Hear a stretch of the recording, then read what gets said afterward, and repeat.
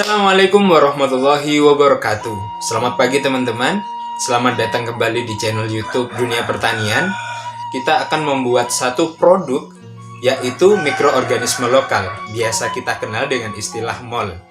Kali ini, MOL yang akan kita buat menggunakan starter dari isi rumen sapi. Jadi, rumen sapi adalah satu organ yang dimiliki oleh ternak dari jenis ruminansia.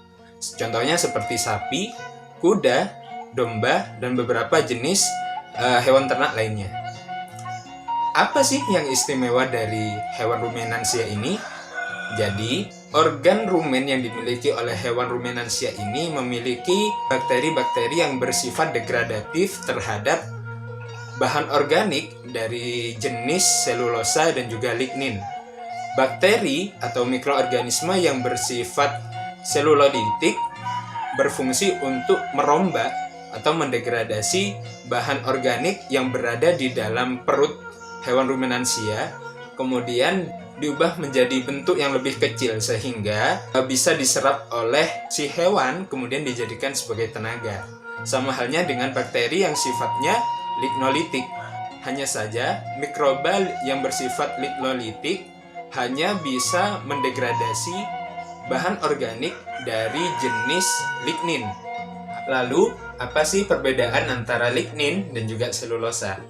Jadi, perbedaan antara lignin dan selulosa, kalau lignin memiliki dinding sel yang relatif lebih kaku dan juga tebal, sehingga proses degradasi dari lignin relatif jauh lebih lama atau jauh lebih panjang daripada jika kita bandingkan dengan selulosa itu sendiri. Bingung kak? Daripada bingung, kita langsung saja persiapkan bahannya, lalu praktekkan untuk membuat namanya MOL dari rumen sapi. Yuk! Jadi bahan-bahan yang kita butuhkan dalam membuat MOL adalah langkah pertama, yaitu dengan menyiapkan timbangan analitik. Kemudian menimbang rumen sapi sebanyak 0,5 kilogram.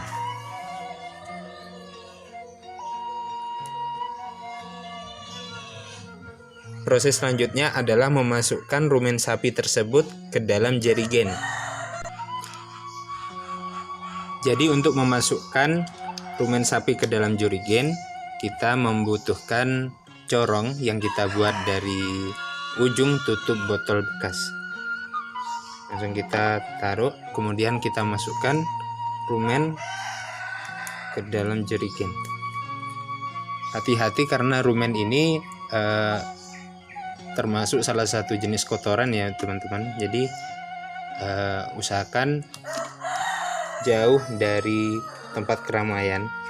Masukkan rumen yang sudah ditimbang hingga masuk semua ke dalam jerigen. Dan jerigen ini bisa diganti dengan wadah yang lebih besar ya, seperti timba atau ember. Tergantung volume teman-teman mau buat seberapa dan teman-teman punyanya wadah seperti apa. Untuk rumen ini diusahakan kita gunakan rumen yang masih fresh. Jadi untuk rumen yang saya gunakan, saya ambil tadi pagi di rumah pemotongan hewan. Dan diusahakan rumen ini jangan terlalu lama disimpan karena dikhawatirkan akan terjadi kontaminasi dari bakteri-bakteri ataupun mikroba-mikroba yang lain yang itu sifatnya patogen. Selanjutnya, ketika rumen sudah dimasukkan ke dalam jerigen, maka bahan yang ditambahkan adalah bahan-bahan yang sifatnya cair.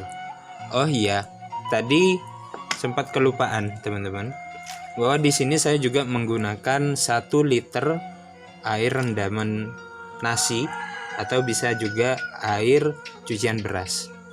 Jadi fungsi dari air cucian beras di sini adalah menyediakan unsur karbohidrat untuk proses perbanyakan mikroba yang ada dalam mikroorganisme lokal nantinya. Ya, langsung saja kita masukkan ke dalam jerigen. menggunakan corong yang kita buat tadi. Langsung kita tuang pelan-pelan.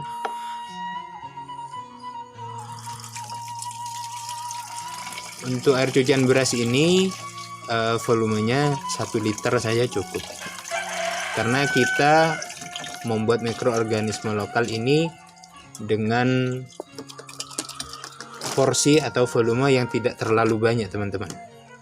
Untuk skala budidaya pekarangan saja.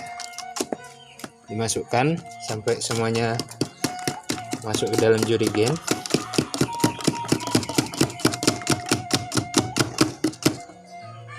Jika sudah, kita masukkan air gula. Air gula ini dari gula merah ya, teman-teman. Gula merahnya sebanyak 1/4 kilo, kemudian dilarutkan ke dalam air sebanyak setengah liter atau 500 ml. Kita aduk dulu seperti ini, kocok-kocok. Kemudian kita masukkan ke dalam jerigen.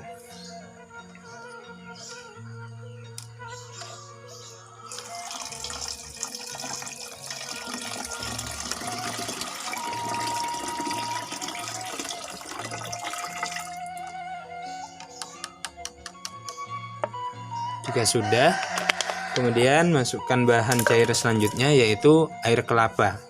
Jadi fungsi air kelapa di sini, di dalam air kelapa ini banyak tersimpan mineral dan juga enzim yang nantinya baik untuk pertumbuhan dan perkembiakan mikroba yang ada dalam mikroorganisme lokal yang kita buat. Ini juga nantinya akan berpengaruh terhadap kualitas dari mol yang kita buat.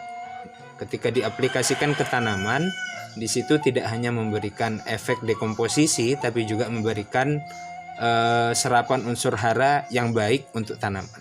Langsung saja kita masukkan ke dalam jerigen.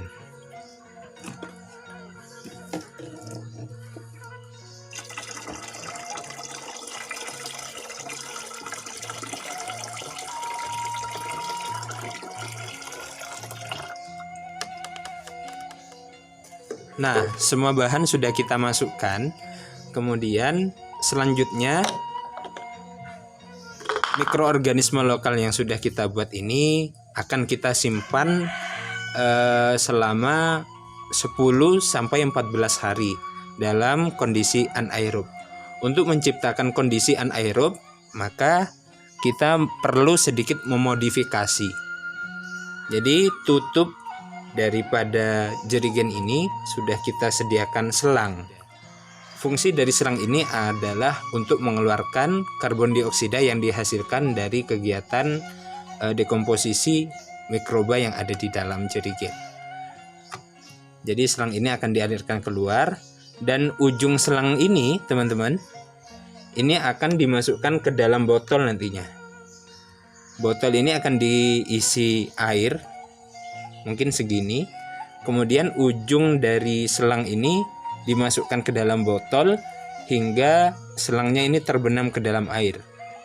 Kenapa harus dialirkan?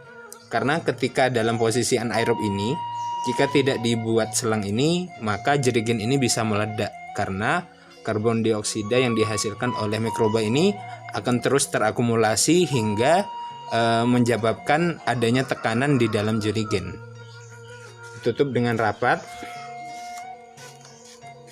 dengan kondisi anaerob ya, teman-teman. Ya, seperti ini. Kemudian kita akan siapkan botol ini, kita isi air dulu. Untuk memaksimalkan proses dekomposisi, teman-teman diharapkan untuk mengaduk-ngaduk seperti barusan setiap 3 hari sekali. Tujuannya apa? Agar rumen-rumen yang mengendap di bawah ketika kita kocok-kocok lagi, maka akan tercampur lagi, maka proses itu akan berjalan lagi, teman-teman. Baik, teman-teman, di sini botolnya sudah saya isi air, tidak penuh, jadi diisi 3/4 bagian saja. Kemudian di sini ujung botolnya sudah saya kasih lubang juga. Dan kegiatan terakhir adalah memasukkan ujung selang ini ke dalam botol yang lebih kecil yang berisi air hingga ujung selang ini terbenam. Ya, seperti ini. Nah, setelah proses ini selesai, maka tugas kita hanyalah menunggu, kemudian mengamati apakah proses dekomposisi berjalan secara lancar atau tidak. Dan juga terkait penyimpanan, simpan mol ini di tempat sejuk dan tidak terkena matahari secara langsung. Jadi begitulah proses pembuatan mikroorganisme lokal dengan starter rumen sapi. Kita akan menunggu 14 hari ke depan untuk kemudian kita review bagaimana mol yang kita buat, baik itu secara fisik atau visual ataupun secara karakter-karakter yang lain. Apakah mol yang kita buat telah memenuhi standar mol yang sudah matang dan siap digunakan. Tetap saksikan konten-konten dan video di dunia pertanian dengan saya Rizal. Kurang lebihnya mohon maaf. Saya pamit undur diri. Assalamualaikum warahmatullahi wabarakatuh.